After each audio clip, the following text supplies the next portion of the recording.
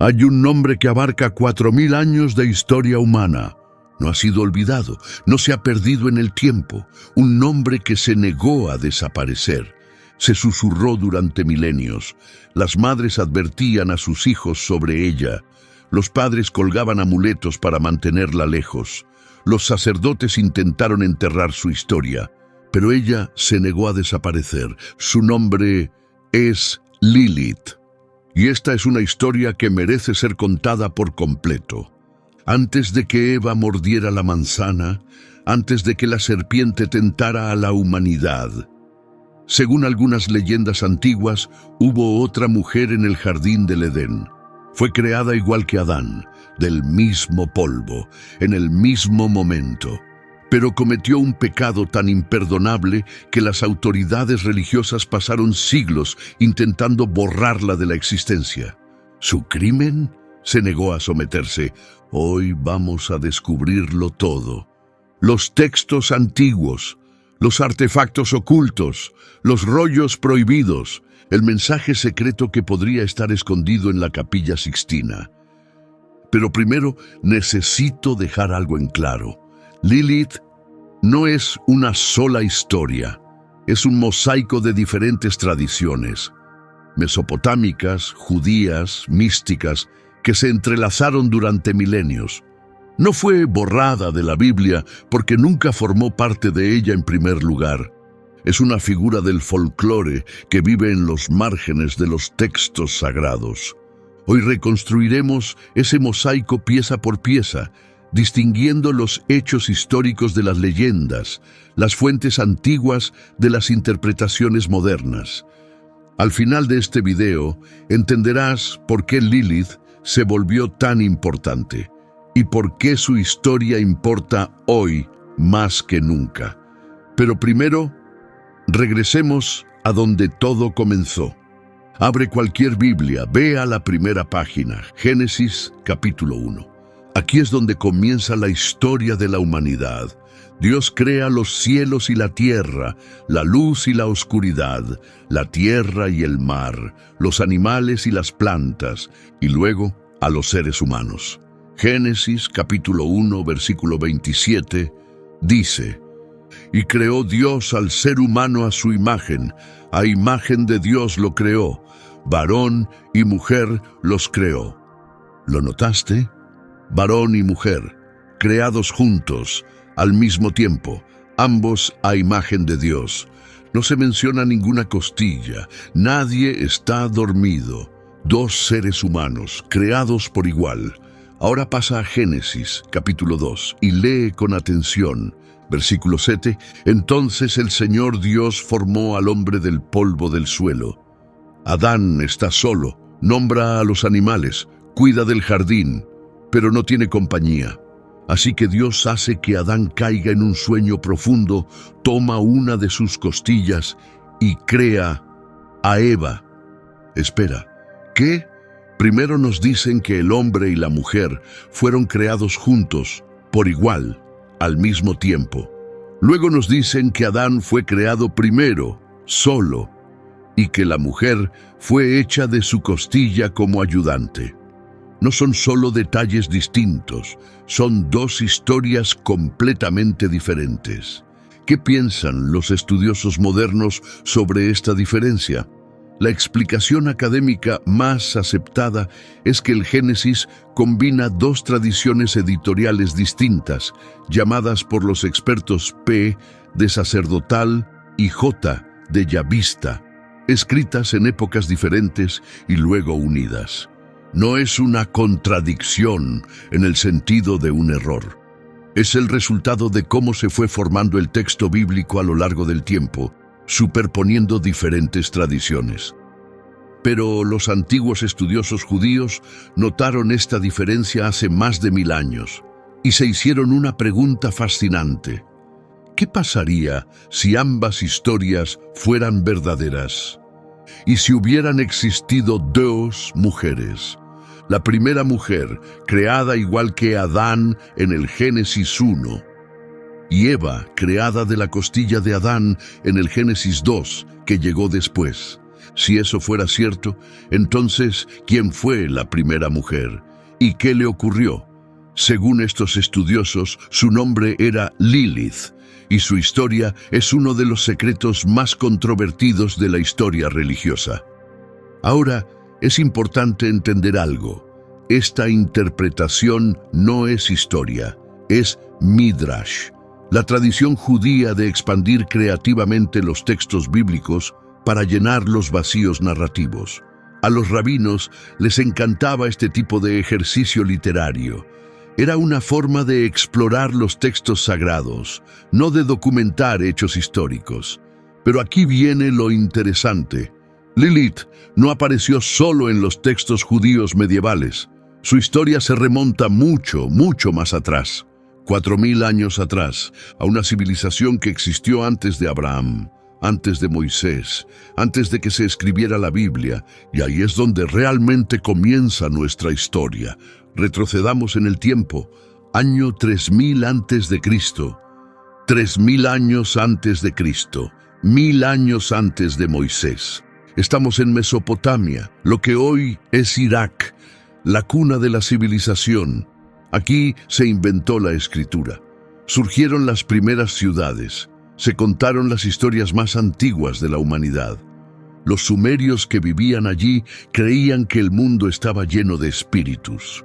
Algunos buenos, la mayoría no tanto. Y entre los espíritus más temidos había una clase de demonios llamados Lilitu. Los Lilitu eran espíritus femeninos del viento y de la tormenta. Llegaban por la noche. Eran hermosas pero letales. Y tenían una especialidad aterradora. Atacaban a mujeres embarazadas y a recién nacidos. Imagina ser madre en la antigua Mesopotamia. Cada noche te acostabas sin saber si un Lilitu entraría por la ventana para robarte el bebé. No eran simples cuentos de miedo. La gente realmente creía que su vida dependía de estar protegida de estos demonios. La primera mención escrita de una figura llamada Lilith aparece en una de las historias más antiguas de la humanidad, la epopeya de Gilgamesh. Este poema épico fue escrito en tablillas de arcilla alrededor del año 2100 a.C. Eso fue hace más de 4000 años. En una sección llamada Gilgamesh y el árbol Julupu, encontramos un pasaje extraño. La diosa Inanna planta un árbol sagrado, con la esperanza de construir un trono con él, pero criaturas lo invaden.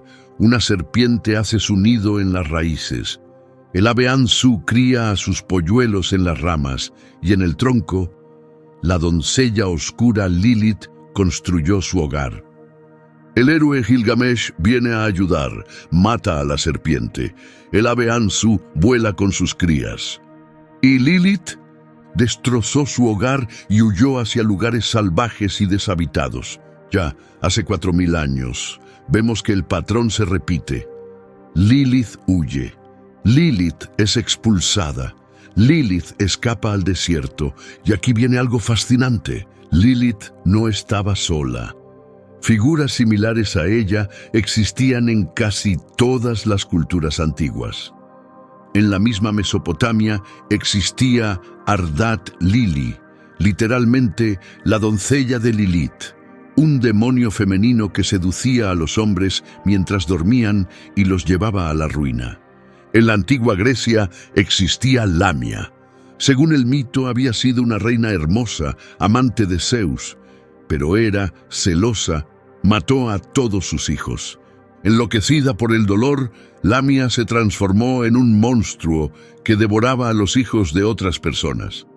En la antigua Roma existían las Strix, criaturas nocturnas con cuerpo de ave y rostro de mujer. Entraban en las casas por la noche, bebían la sangre de los recién nacidos y dejaban solo pequeños cuerpos sin vida. El patrón es siempre el mismo. Una figura femenina, hermosa pero mortal, que aparece de noche, que se alimenta de niños y seduce a los hombres. ¿Por qué culturas tan diferentes y distantes compartían el mismo miedo? Tal vez porque todas compartían el mismo terror. la muerte inexplicable de los recién nacidos, enfermedades repentinas, sueños inquietantes que atormentaban a los hombres mientras dormían. En un mundo sin medicina moderna, sin explicaciones científicas, necesitaban un nombre para esos horrores. Ese nombre en Mesopotamia era Lilith. Y aquí es donde se pone realmente interesante. En 1936, el Museo Británico adquirió un artefacto extraordinario. Un relieve de terracota de unos 3.800 años de antigüedad que muestra a una mujer hermosa con alas y pies de ave. Lleva una corona con cuernos, símbolo de divinidad. Está de pie sobre dos leones y a sus lados hay búhos, criaturas de la noche. El museo la llamó la Reina de la Noche. Muchos expertos creen que esta es la imagen más antigua conocida de Lilith. Pero debo ser sincero, esta identificación es solo una de las teorías. Otros académicos creen que el relieve representa a Ishtar, diosa del amor y la guerra, o a Ereshkigal, reina del inframundo. No hay consenso académico sobre quién es realmente la figura representada, pero mírala, hermosa pero aterradora, divina pero peligrosa. Una diosa o un demonio. Esta ambigüedad, esta dualidad, acompañaría a Lilith durante los siguientes 4.000 años. Ahora viene la conexión crucial. En el año 586 a.C., el Imperio Babilónico conquistó Jerusalén. El templo fue destruido. El pueblo judío fue exiliado a Babilonia. Durante 50 años vivieron entre los babilonios. Aprendieron su idioma. Escucharon sus historias y conocieron a Lilith. Cuando los exiliados judíos finalmente regresaron a Jerusalén, trajeron algo con ellos, los mitos babilónicos, incluido el demonio Lilith. Pero con el tiempo, este demonio nocturno mesopotámico se transformaría en algo mucho más poderoso. No solo un demonio cualquiera, sino la primera esposa de Adán. Pero antes, veamos qué dice realmente la Biblia sobre Lilith. Y la respuesta puede sorprenderte. Lilith aparece en la Biblia hebrea exactamente una vez, solo una. En Isaías 34:14, en una profecía sobre la destrucción de Edom, leemos: Las bestias salvajes se encontrarán con las hienas, y el sátiro llamará a su compañero. Allí también descansará Lilith y encontrará un lugar de reposo. Eso es todo. Una sola mención en una lista de criaturas del desierto, sin historia, sin contexto, sin explicación sobre quién es. Y sin embargo, esta breve mención es importante. Demuestra que para los siglos 6 a 5 a.C., Lilith ya formaba parte del vocabulario hebreo. No aún como esposa de Adán, sino como un espíritu de desolación. Y el texto que cuenta la historia completa de Lilith como la primera esposa de Adán es uno de los documentos más extraños y controvertidos de la literatura judía. En algún momento entre los siglos 8 y 10 después de Cristo, comenzó a circular un texto curioso entre las comunidades judías. Se llamaba el alfabeto de Ben Sira y era controvertido, satírico, a veces vulgar. Definitivamente no era un texto religioso tradicional. Hoy en día, los estudiosos debaten sobre su verdadera naturaleza. Era una parodia religiosa, una sátira social, folclor popular puesto por escrito, una colección de historias para entretener. Probablemente un poco de todo eso junto. No lo sabemos con certeza. Pero enterrado entre sus páginas estaba el relato más completo sobre el origen de Lilith jamás escrito. Y eso lo cambió todo. Según el alfabeto de Ben Sira, al principio, Dios creó a Adán del polvo de la tierra. Y al mismo tiempo, del mismo polvo, Dios creó a una mujer. Su nombre era Lilith. No fue creada de la costilla de Adán. No como ayudante, no como una idea secundaria, creada igual, creada al mismo tiempo, creada de la misma tierra. Dios colocó a ambos en el jardín del Edén. Estaban destinados a ser compañeros, socios, iguales. Pero casi de inmediato surgieron problemas. Adán y Lilith comenzaron a pelear. ¿Sobre qué? El texto es sorprendentemente explícito. La causa fue la intimidad. Cuando estaban juntos, Adán exigía que Lilith se acostara debajo de él. Él creía, como el primer hombre, como aquel creado a imagen de Dios, que debía tener el control. Y la respuesta de Lilith fue revolucionaria. Ella se negó. Sus palabras exactas, según el texto: somos iguales el uno al otro, pues ambos fuimos creados de la tierra. No me acostaré debajo de ti. Piensa en lo que esto significa. En un texto escrito hace más de 1000 años, aparece una mujer que exige igualdad, que se niega a ser subordinada, que rechaza un rol que no eligió. No era solo una discusión doméstica, era la primera rebelión por la igualdad en la historia humana, al menos según esta leyenda. Adán intentó obligarla a obedecer, y entonces Lilith hizo algo sin precedentes: pronunció el nombre inefable de Dios. En la tradición judía, el verdadero nombre de Dios, el Tetragrámaton, es tan sagrado, tan poderoso, que está prohibido pronunciarlo.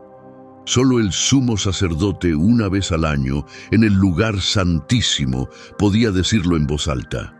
Lilith lo conocía y lo usó. Cuando pronunció el nombre divino, Lilith se elevó por el aire y voló fuera del jardín del Edén. No fue expulsada, no fue echada, se fue por decisión propia. Eligió el exilio en lugar de la sumisión, eligió la libertad en lugar del paraíso. Dios no estaba complacido. Envió a 3 ángeles para traerla de vuelta: Senoi, Sansenoi y Semangelov. La encontraron junto al Mar Rojo. Ahora bien, el Mar Rojo no era un lugar cualquiera en la cosmología judía. Era considerado una frontera entre mundos, un lugar donde las aguas se habían abierto para Moisés, donde lo natural se encontraba con lo sobrenatural. Y allí, en esa tierra de frontera, Lilith había construido su nuevo reino. Vivía entre demonios, se unía a ellos, y no había estado ociosa.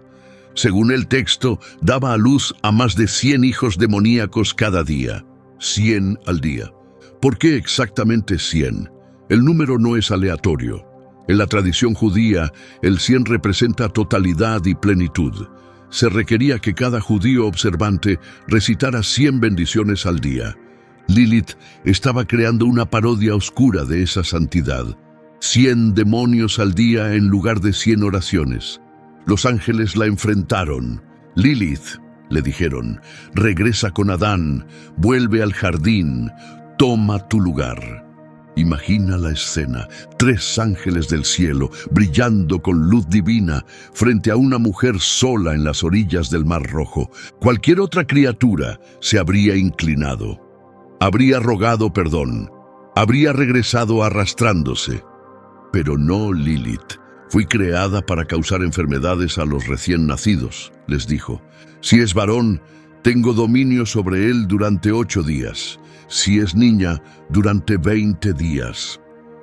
Estos números también tienen significado. 8 días es el tiempo hasta la circuncisión, cuando el niño entra en la alianza con Dios. 20 días se consideraba el período de mayor vulnerabilidad para las recién nacidas. Lilith reclamaba poder justo en el momento de mayor fragilidad. Los ángeles la amenazaron con el castigo supremo. Si no regresas, dijeron, 100 de tus hijos demoníacos morirán cada día. 100 hijos cada día, para siempre. Era una simetría cruel. 100 nacimientos, 100 muertes. Creación infinita seguida de destrucción infinita. Ni siquiera esa amenaza la quebró. Pero Lilith era astuta. Sabía que no podía ganar un enfrentamiento directo con los ángeles de Dios. Así que propuso un trato. Juró un solemne pacto. No haría daño a ningún niño protegido por un amuleto que llevara los nombres de los 3 ángeles, Senoi, Sansenoi y Semangelov. Era una salida brillante. No se rendía, pero ofrecía una solución. Aquellos que conocieran los nombres, que tuvieran la protección adecuada, estarían a salvo. Los ángeles aceptaron. Así nacieron los amuletos protectores contra Lilith. Durante siglos, los padres los colgaban en las habitaciones de sus hijos. Pero la historia no termina ahí.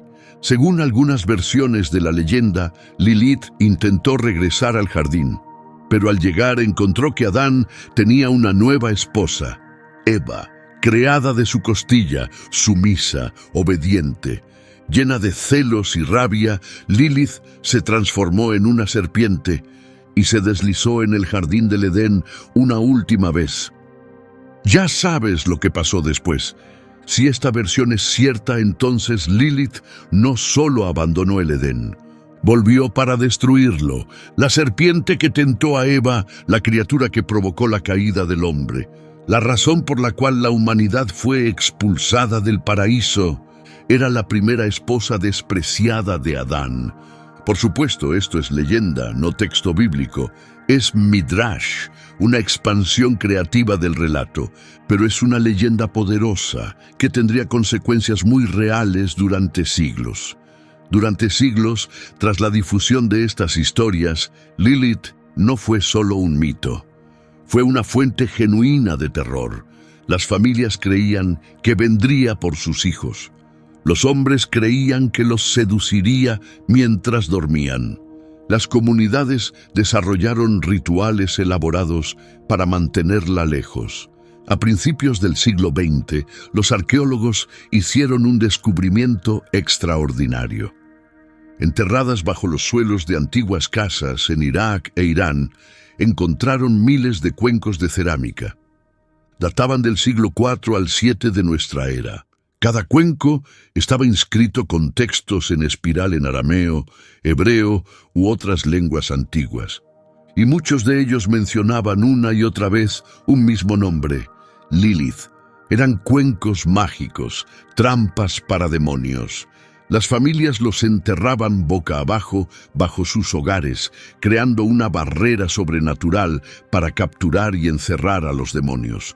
Una inscripción dice: la malvada Lilith, que desvía los corazones de los hombres y aparece en los sueños de la noche y en las visiones del día, que quema y derriba con pesadillas, ataca y mata a los niños, tanto varones como niñas. Casi todas las casas excavadas tenían estos cuencos protectores. El miedo a Lilith era universal. Para las familias que no podían permitirse los cuencos mágicos, existían los amuletos. Pequeños talismanes de metal o papel con los nombres de 3 ángeles, Senoi, Sansenoi y Semangelov. A menudo también incluían una imagen de la propia Lilith, mostrada encadenada, sin poder alguno. Estos amuletos se colgaban en las cunas, se colocaban bajo las almohadas, se llevaban al cuello. Las comunidades judías los usaron durante siglos, algunas aún los usan hoy. Pero la protección contra Lilith no se limitaba solo a los niños. Había otro momento de especial vulnerabilidad, la noche de bodas. En muchas comunidades judías medievales y de Europa del Este se desarrollaron rituales elaborados para proteger a los recién casados. Se trazaban círculos de carbón alrededor del lecho nupcial, una barrera mágica que Lilith no podía cruzar. Los nombres de los 3 ángeles se escribían en las 4 paredes de la habitación. En algunas comunidades, la novia nunca quedaba sola la primera noche. Siempre estaba acompañada por otras mujeres que la vigilaban. ¿Por qué tanto miedo precisamente la noche de bodas?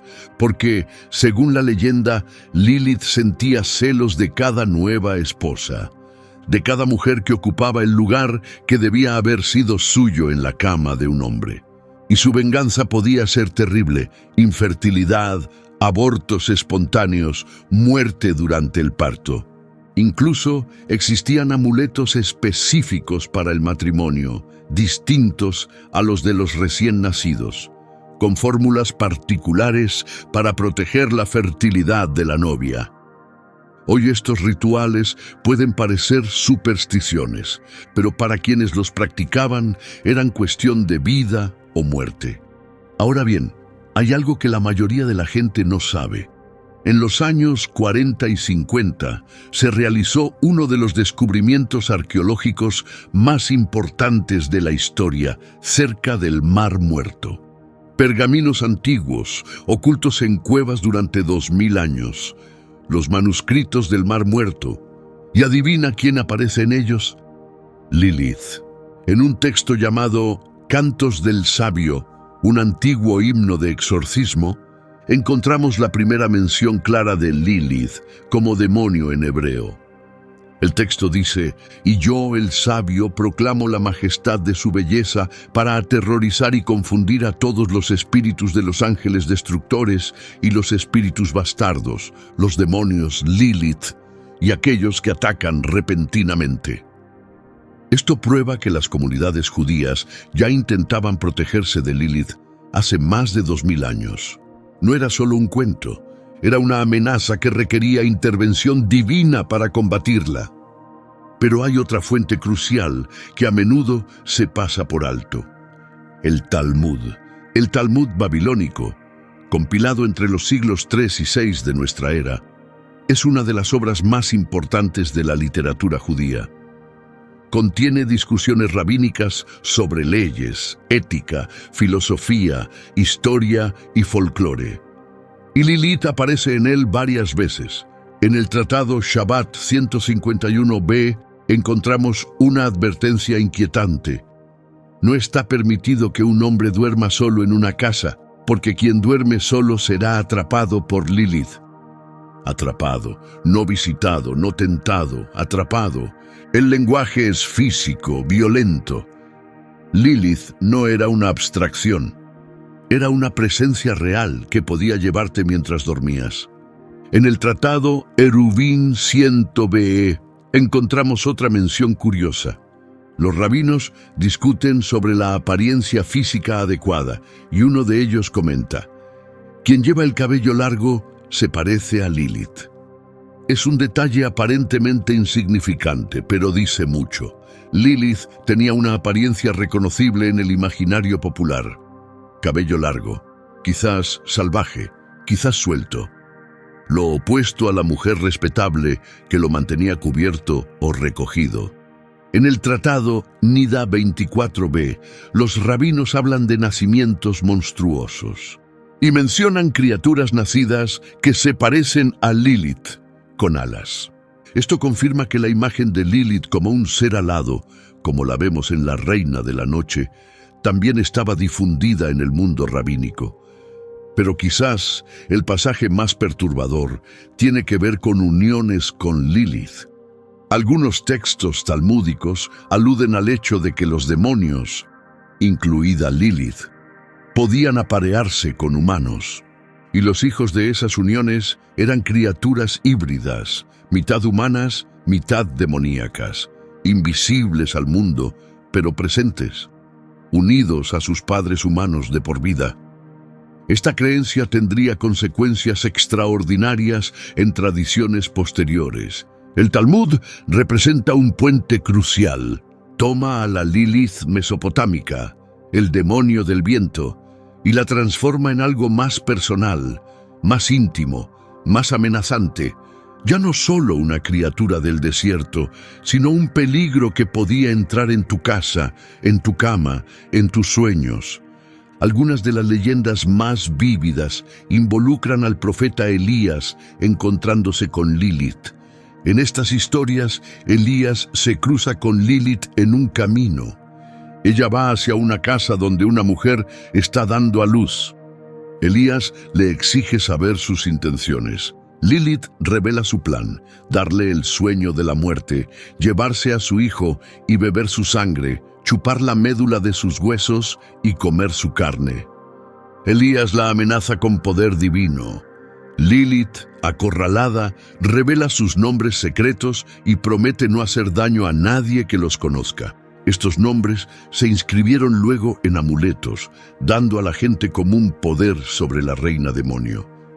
El conocimiento de Lilith era, literalmente, una protección contra ella. En el siglo XIII, en la España medieval, surgió una nueva forma de misticismo judío. Se llamó Cábala, y la Cábala transformaría a Lilith de un demonio en algo mucho más cósmico. El texto fundamental de la Cábala se llama el Zohar, que significa esplendor o resplandor. Escrito en la España del siglo XIII, el Zohar contiene comentarios místicos sobre la Torá y explora la naturaleza oculta de Dios y la creación. Y Lilith aparece en él 48 veces. 48 veces. En el Zohar, Lilith no es solo un demonio, es una fuerza cósmica. Según el Zohar, Lilith se convirtió en la consorte de Samael, el rey de los demonios, el ángel de la muerte, a veces identificado con el propio Satanás.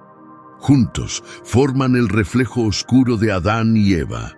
Si Adán y Eva representan el lado luminoso de la creación, obediencia, orden, vida, entonces Samael y Lilith representan la sombra, rebeldía, caos, muerte.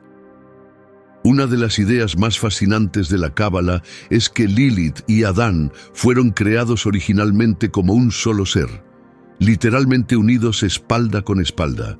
Dios los separó, creando dos individuos distintos.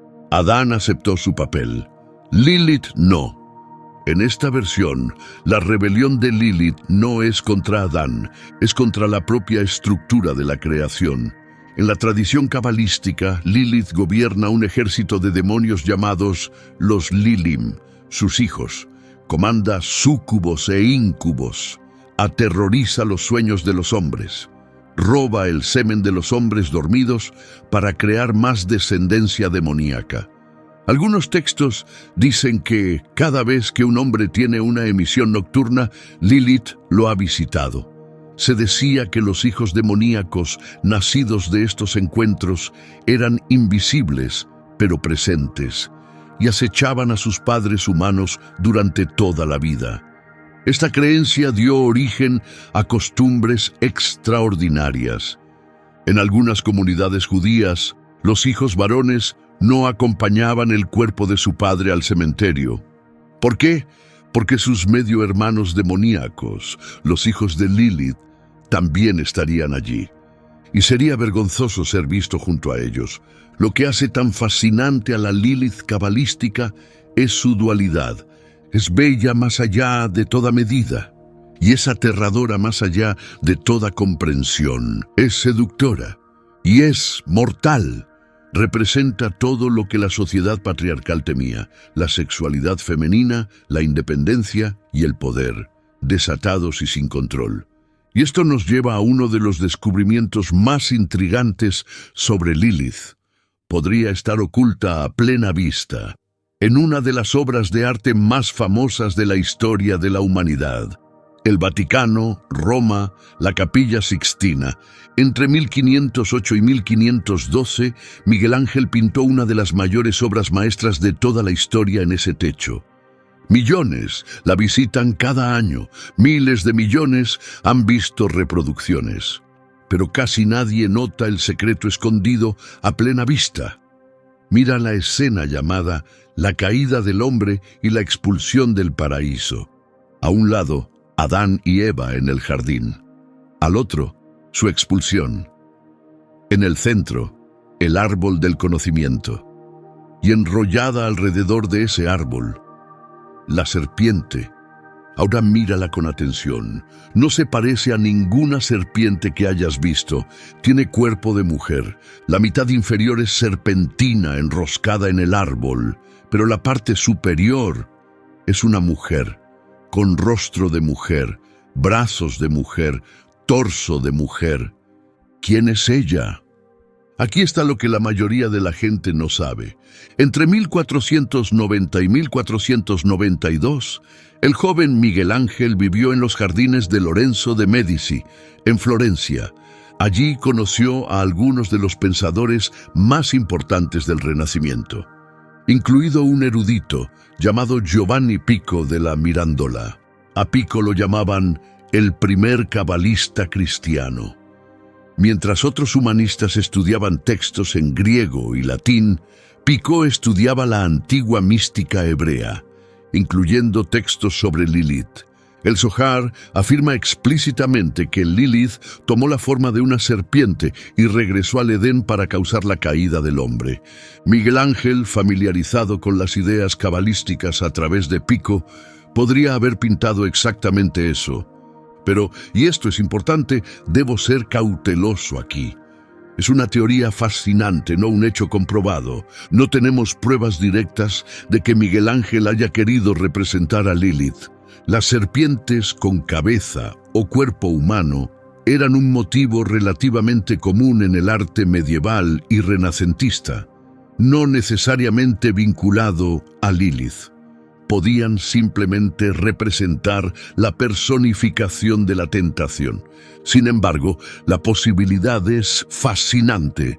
Mira los rostros. La mujer serpiente tiene la misma estructura ósea que Adán, el mismo perfil, el mismo cabello rubio. Según la tradición cabalística, Lilith y Adán eran originalmente gemelos, dos mitades del mismo ser. Es posible que Miguel Ángel haya codificado esta creencia en su pintura. Durante más de 500 años, millones de personas han mirado el techo de la Capilla Sixtina. Papas, cardenales, peregrinos, turistas. Y si la teoría es correcta, casi ninguno se dio cuenta de que estaban mirando a Lilith, la primera esposa de Adán, la mujer en los márgenes de la Biblia, oculta en la iglesia más famosa del mundo. Pero ¿y si te dijera que esta historia no ha terminado? Que Lilith podría estar más presente en tu vida cotidiana de lo que jamás imaginaste. Antes de llegar a la era moderna, hay un capítulo crucial que a menudo se olvida. Lilith no permaneció confinada al folclore judío. Entró en la gran literatura occidental, y el primer gran autor en presentarla al público europeo fue nada menos que Johann Wolfgang von Goethe. En su obra maestra Fausto, publicada en 1808, hay una escena sorprendente. Fausto asiste a un aquelarre de brujas, la noche de Walpurgis, acompañado por el demonio Mefistófeles. Entre la multitud de espíritus y criaturas, Fausto nota a una mujer hermosa. ¿Quién es esa?, pregunta, y Mefistófeles responde, esa es Lilith. ¿Quién? La primera esposa de Adán. Cuidado con su hermoso cabello, es su único orgullo. Cuando atrapa a un joven con él, no lo suelta tan fácilmente. Es un momento breve pero significativo. Goethe estaba presentando a Lilith a millones de lectores europeos que jamás habían escuchado su nombre. Y fíjate en el detalle del cabello, el mismo elemento mencionado en el Talmud siglos antes.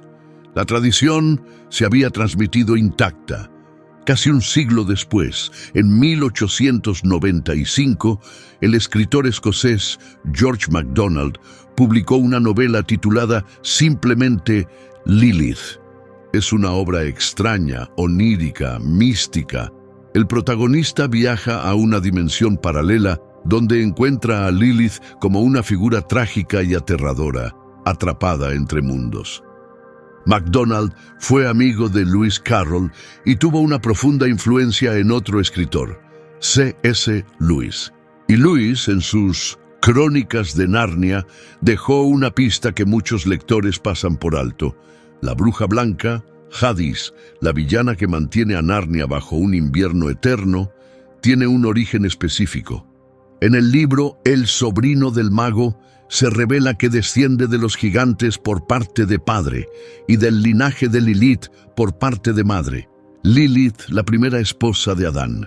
Lewis, como estudioso de la literatura y la mitología medieval, conocía bien la leyenda y eligió deliberadamente conectar a su villana más famosa con la mujer que se negó a someterse en el Edén. El mensaje implícito era claro.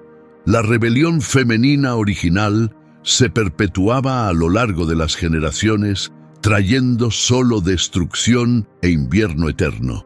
Es una interpretación, por supuesto, pero muestra cómo Lilith seguía siendo usada como advertencia incluso en el siglo XX. Pero todo estaba a punto de cambiar. Durante siglos, Lilith permaneció en las sombras, un demonio que daba miedo, una historia para asustar. Entonces llegó el siglo XIX. En 1868, el pintor prerrafaelita Dante Gabriel Rossetti creó una pintura impresionante llamada Lady Lilith. Muestra a una mujer hermosa, de largo cabello castaño rojizo, mirándose en un espejo mientras se peina. Es hipnotizante, seductora, poderosa. Rossetti escribió un poema para acompañar la obra. De la primera esposa de Adán, Lilith, se dice que antes que la serpiente, su dulce lengua podía engañar, y que su cabello encantado fue el primer oro. Por primera vez en siglos, Lilith no era presentada como un monstruo, sino como un objeto de fascinación. Pero la verdadera transformación llegó en los años 60 y 70. El movimiento feminista buscaba símbolos, heroínas, modelos que desafiaban las expectativas patriarcales. Y encontraron a Lilith. Piénsalo, el crimen de Lilith fue exigir igualdad. Se negó a ser subordinada a un hombre. Eligió el exilio antes que la sumisión. Fue demonizada por querer lo que los hombres siempre han tenido: libertad. En 1976 se fundó una revista feminista judía. Su nombre: Lilith. El lema: independiente, judía y francamente feminista. El demonio se había convertido en un ícono. En 1997, la música Sarah McLachlan fundó un festival musical para celebrar a las artistas femeninas. Su nombre: Lilith Fair. Se convirtió en uno de los festivales itinerantes más exitosos de los años 90. Hoy, Lilith está en todas partes en la cultura popular. En la serie de televisión Supernatural, Lilith es el primer demonio creado, la que liberará a Lucifer de su prisión. En True Blood, Lilith es la primera vampira, la madre de todos los vampiros, adorada como una diosa por un culto antiguo. En las escalofriantes aventuras de Sabrina, Lilith es un personaje principal, la primera esposa de Adán, la primera bruja, que finalmente gobierna el infierno. Aparece en los cómics de Marvel como la madre de los demonios. En el videojuego Diablo como una villana poderosa. En Frasier como la exesposa de Frasier. Bueno, esa es un poco diferente. La cuestión es, Lilith pasó de ser un nombre susurrado con miedo a uno pronunciado con fascinación, admiración e incluso empoderamiento. La primera mujer en los márgenes de la historia ha regresado. Entonces, ¿quién fue realmente Lilith?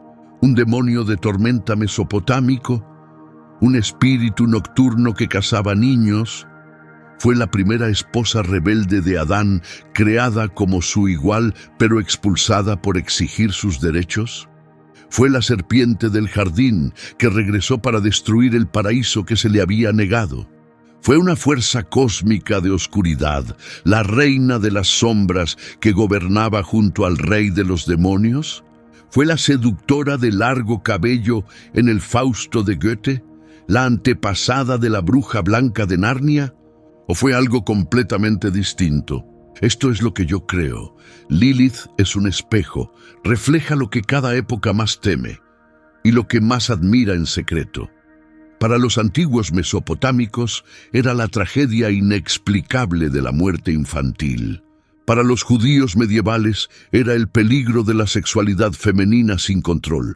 Para los artistas del siglo XIX era la belleza prohibida y la seducción oscura. Para algunos hoy es el espíritu de la rebeldía y la igualdad. Cada generación reescribe a Lilith, cada cultura la hace suya, pero hay algo que nunca cambia. Lilith se niega a ser olvidada. Intentaron reducirla a una historia para asustar. Intentaron usarla como advertencia. Esto es lo que les pasa a las mujeres que no se someten. Y sin embargo, 4000 años después, más personas conocen su nombre que nunca antes. Porque la historia de Lilith no es solo historia antigua, es la historia de toda persona a la que le dijeron que guardara silencio y se negó, de quien fue obligado a aceptar su lugar y decidió alejarse, de quien eligió una libertad difícil en lugar de una opresión cómoda. La llamaron demonio porque exigió ser tratada como igual.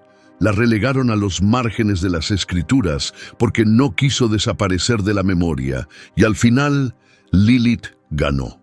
Porque aquí estamos, miles de años después, todavía contando su historia, todavía diciendo su nombre, todavía recordando a la primera mujer que dijo no. La mujer en los márgenes se volvió inmortal. Si este video te voló la cabeza, tienes que suscribirte ahora mismo. Activa la campanita de notificaciones porque no querrás perderte lo que viene. Exploramos las historias ocultas, las tradiciones olvidadas, las figuras en los márgenes de los textos sagrados. Y créeme, esto recién comienza. Ahora quiero escucharte a ti.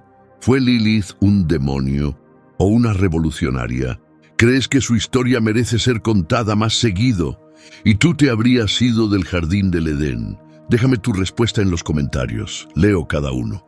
Si quieres profundizar más, mira los videos que aparecen en pantalla ahora mismo. Tengo más historias ocultas de la Biblia que cambiarán por completo tu visión de la historia. Hasta la próxima. Mantente curioso. Cuestiónalo todo. Y recuerda, las mejores historias, muchas veces, son las que se encuentran en los márgenes.